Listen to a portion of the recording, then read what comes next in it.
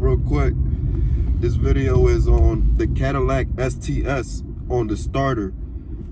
When you want to change this, if you want to change the starter, I got a video on here showing the starter location, right? So I want to tell y'all everything I had to go through to change that starter on that car. I had a 2005 Cadillac Sts. So I had to get in at the bottom under the car, and I had to disconnect the left catalytic converter. Now that converter, the bolts on it, they was fused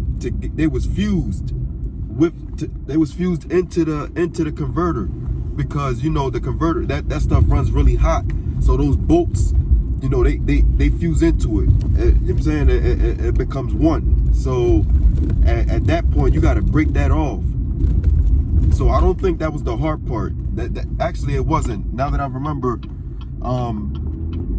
once you put the socket on it and you turn it, unlock it, you know what I'm saying, it's gonna break off because it's fused. You know what I'm saying? So it's gonna break off. So once you do that, you're gonna be able to get the converter off. You know what I'm saying? Then you're gonna get that, you're gonna go ahead and change your starter. Now the thing that a lot of people don't know, you know what I'm saying, about that is that you're gonna have to get a drill with that you know, with that drill bit, so you can drill into that converter, because you're gonna have to drill new holes into that converter so you can put new screws in it, so you can, you know what I'm saying, lock it back up in the car.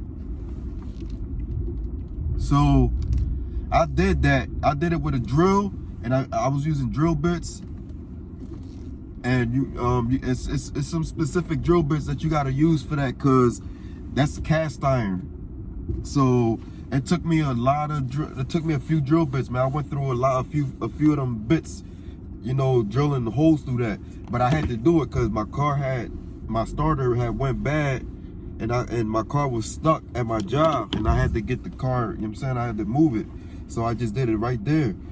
But that's what I had to do. I had to drill holes in that converter, and get some, you know, get some new bolts and screws and put it in there and tie it up.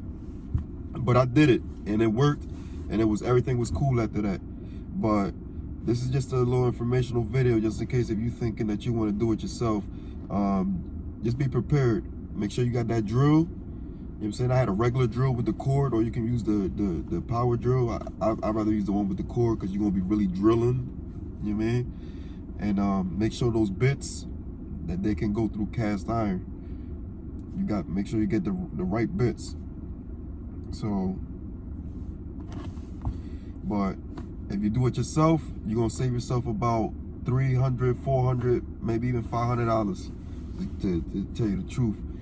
I ended up changing my starter. I got my starter remade, like refurbished. I took it out and I took it to the boy, refurbished it for like $100, gave it back to me, and I put it back on, and everything was a go. So let me know, any comments or questions, hit me up.